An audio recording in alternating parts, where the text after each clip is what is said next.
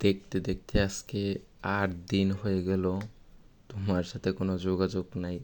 হয়তো তুমি আমারে মনে করো, তবে ব্যস্ততার কারণে তেমন একটা মনে করো না। পড়াশোনা আছে, পরিবার আছে, সেগুলোর চিন্তা করতে করতে হয়তো আমার কথা তেমন একটা মনে করে না। তবে বিশ্বাস করো, প্রত্যেকটা দিন প্রত্যেকটা ঘন্টা তোমার কথা আমার মনে আসে, মনে হয় খালি যে 2 মাস পরে কি আসলে তুমি আসবা, আবারও কি দেখা হইব।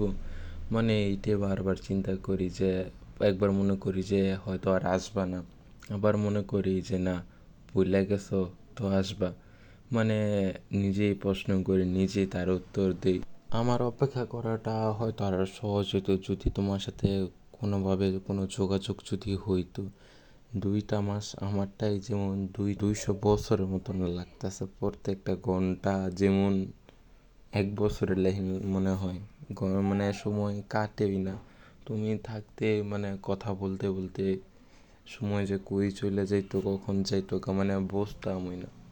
এখন তো সময় যাই না।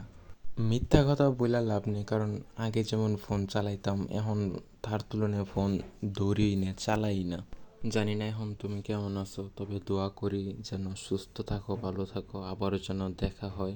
আর ইউটিউবে তো ভিডিও দেখতে তোমার একটু কষ্ট হয় প্রত্যেক দিন দেখা, তাও চেষ্টা করো ভিডিওগুলো দেখার, কারণ ভিডিওগুলো তো তোমার জন্যই বানাই, তুমি যাতে দেখো।